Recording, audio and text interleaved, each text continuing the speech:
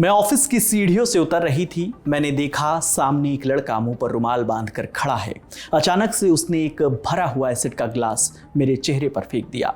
मैं बस जोर जोर से चीखती रही। ये कहना है acid attack survivor Shaheen Malik का। शाहीन पर साल 2009 में ये अटैक हुआ और अब 16 साल बाद दिल्ली की रोहिणी कोर्ट ने सभी आरोपियों को बरी कर दिया है। 24 दिसंबर को एडिशनल सेशन जज जगमोहन सिंह ने फैसला सुनाते हुए इसके पीछे 3 वजह बताई। पहली वजह, जांच में लापरवाही। कोर्ट ने कहा पुलिस आरोपियों के खिलाफ ठोस सबूत और साइंटिफिक एविडेंस पेश करने में नाकाम रही। दूसरी वजह, जांच प्रक्रिया में कमियों के कारण प्रोसिक्यूशन अपना केस साबित नहीं कर पाया।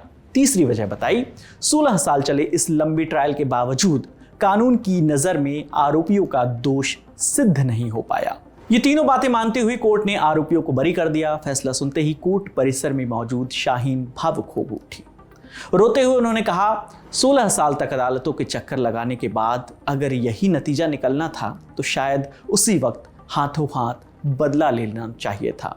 शाहीन ने इस फैसले पर और क्या कहा वो भी आपको सुनवाते हैं। कोर्ट ने कहा कि मैंने जिस टाइम पर एसिड अटैक हुआ था उस टाइम पर मैंने एफआईआर में पूरा डिटेल नहीं बताई है। 161 की जो सप्लीमेंट्री स्टेटमेंट थी जो मेरे अटैक होने के बाद हॉस्पिटल में 1 महीने बाद हुई थी, जिसमें नाम मैंने बताया था, उसको कहा कि वो मैटर नहीं करती है, वो हम मानेंगे नहीं। जो मेरी 164 की स्टेटमेंट है वो कह रहे हैं कि वो डिले है इतना ज्यादा, और मैंने उसमें आधे फैक्ट्स बताए हैं और वो भी 164 की वैल्यू नहीं रखती है क्योंकि वो एक मजिस्ट्रेट के सामने हुई है।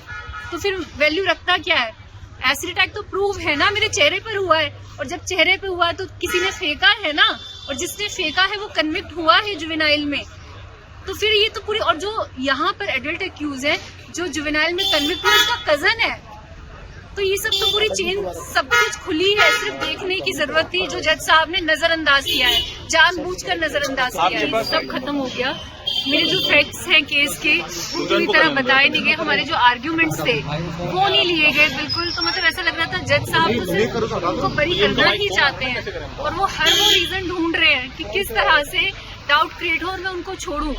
मतलब वो आया और बाद में जज साहब बोल रहे हैं एसिड अटैक बड़ा हीनियस क्राइम है, तो सिंपैथी मत दिखाओ मेरे साथ, मुझे जस्टिस चाहिए, मुझे कोई मुआवजा नहीं चाहिए, कोई कॉम्पेंसेशन, कोई सरकारी नौकरी नहीं चाहिए, मुझे जस्टिस चाहिए था जिसके लिए मैं 16 साल से लड़ रही थी, लेकिन वो आज खत्म कर दिया। ये पूरा मामला शुरू होता है साल 2007 में। शाहीन हरियाणा की रहने वाली हैं। वो बताती हैं कि उनका जन्म एक ऐसे परिवार में हुआ था जहां लड़कियों को बहुत पढ़ाया नहीं जाता था, लेकिन उन्हें आगे पढ़ना लिखना था। शाहीन बताती हैं, मैंने जैसे तैसे घर में रहकर शुरुआती पढ़ाई पूरी की, लेकिन मुझे अपने सपने पूरे करने थे जिसके लिए मैंने घर छोड़ दिया और पानीपत चली आई। साल 2009 में पंजाब टेक्निकल यूनिवर्सिटी से MBA की पढ़ाई शुरू की। अपना खर्चा चलाने के लिए मैंने एक जगह नौकरी भी ज्वाइन कर ली। वहाँ ज़्यादातर लोग मेरे काम को पसंद कर रहे थे, लेकिन कुछ लोग मुझे पसंद नहीं करते थे। शाहीन बताती हैं कि 19 नवंबर 2009 को शाम करीब 6 बजे जब वो ऑफिस से बाहर निकल रही थी, सीढ़ियों से उतरते समय उन्होंने देखा कि एक लड़का मुंह पर रुमाल बांधकर खड़ा है। शाहीन बताती हैं कि मुझे लगा पोल्यूशन की वजह से उसने रुमाल बांधा होगा। मैं उस लड़के के पास जाकर खड़ी हो गई क्योंकि मुझे भी वहीं से रोड क्रॉस करना था। इतने में उसने मेरी तरफ देखा और अचानक से एक भरा हुआ एसिड का ग्लास मेरे ऊपर डाल दिया। शाहीन कहती हैं कि मुझे 5-6 सेकंड तक कुछ महसूस ही नहीं हुआ। जब तक मैं समझ पाती मेरा पूरा चेहरा जलने लगा था। जैसे ये एहसास हुआ कि ये तेजाब है, मुझे लगा कि मेरी जिंदगी खत्म हो गई। मैं बहुत तेज चीखने लगी और अपने ऑफिस की ओर भागी। अब तक मेरी दोनों आंखों में एसिड भरने लगा था। ऑफिस वाले मुझे अस्पताल लेकर भागे। जब तक मैं अस्पताल पहुंची मुझे दोनों आंखों से दिखना बंद हो चुका था। अस्पताल में मेरा शुरुआती इलाज हुआ, जिसके बाद मुझे एम्स दिल्ली रेफर कर दिया गया। आपको बताते चलें कि इस हमले में शाहीन की दाईं आंख की पलकें आपस में चिपक गई और बाईं आंख की रोशनी आंशिक रूप से चली गई। आज भी वो सिलिंड्रिकल लेंसेज की मदद से एक आंख से आंशिक रूप से देख पाती हैं। शाहीन बताती हैं कि अस्पताल में इलाज के दौरान पुलिस एक बार उनका बयान दर्ज करने आई थी। उन्होंने पूरी बात पुलिस को बताई, लेकिन कोई एक्शन तब नहीं लिया गया, ना ही पुलिस दोबारा उनके पास कभी आई। इलाज के बाद शाहीन अपने घर चली गई। 4 साल बीत गए। साल 2013 आया, तब तक इस मामले पर कोई कार्रवाई नहीं हुई थी। शाहीन बताती हैं कि साल 2013 में मुझे सरकार की एक स्कीम के बारे में पता चला जिसमें तेजाब पीड़िताओं को कुछ मुआवजा दिया जाता है। मुझे भी इलाज के लिए पैसों की ज़रूरत थी तो मैंने हरियाणा सरकार को एक लेटर लिखा। लेटर मिलने के बाद मजिस्ट्रेट ने शाहीन को मिलने के लिए बुलाया। उन्होंने शाहीन को अपना बयान दर्ज कराने के लिए कहा और पुलिस को तुरंत उन लोगों को गिरफ्तार करने के आदेश दिए। जांच हुई तो सामने आया कि शाहीन का तत्कालीन बॉस जो शादीशुदा था वो शाहीन को लगातार परेशान करता था। इस बात को लेकर विवाद बढ़ा और मामला उनके बॉस की पत्नी तक जा पहुंचा था। पता चला कि बॉस की पत्नी ने यूनिवर्सिटी के एक स्टूडेंट के साथ मिलकर शाहीन पर एसिड अटैक की पूरी प्लानिंग की थी। उस वक्त तो पुलिस ने उन लोगों को गिरफ्तार कर लिया, लेकिन कुछ ही वक्त बाद उन्हें बेल दे दी गई।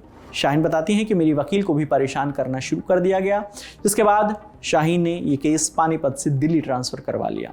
इस दौरान सुप्रीम कोर्ट ने एसिड की बिक्री पर रोक लगा दी, साथ ही राज्यों को ये दिशा निर्देश जारी किए ताकि भविष्य में ऐसी घटनाओं को रोका जा सके। इसके कुछ वक्त बाद शाहीन का केस फिर निचली अदालत में आ गया। शाहीन ने हर दिन अपनी लड़ाई लड़ना शुरू कर दिया। कोर्ट में सुनवाई के साथ साथ शाहीन ने साल 2021 में ब्रेव सोल्स फाउंडेशन नाम से खुद की एक संस्था बनाई। इस संस्था में वो एसिड अटैक सर्वाइवर्स को उनकी सर्जरी करवाने में मदद करती हैं, उनको मुआवजा दिलवाती हैं। साथ ही वो रेप विक्टिम की मदद भी करती है उनकी ये संस्था। सालों साल केस चलने के बाद अब जब इस पर फैसला आया है जिसमें पुलिस जांच में खामियों की वजह से आरोपियों को बरी कर दिया गया है, इस पर शाहीन का कहना है कि वो आरोपियों के खिलाफ हाई कोर्ट तक जाएंगे और ज़रूरत पड़ी तो सुप्रीम कोर्ट भी जाएंगी। अब आगे मामले में जो भी अपडेट होगा वो हम आप तक जरूर पहुंचाएंगे। फिलहाल इस खबर में इतना ही। आपने तमाम जानकारी जुटाई है हमारे साथी रक्षा ने। मेरा नाम विकास वर्मा है। देखते रहिए दी लल्लन टॉप। शुक्रिया।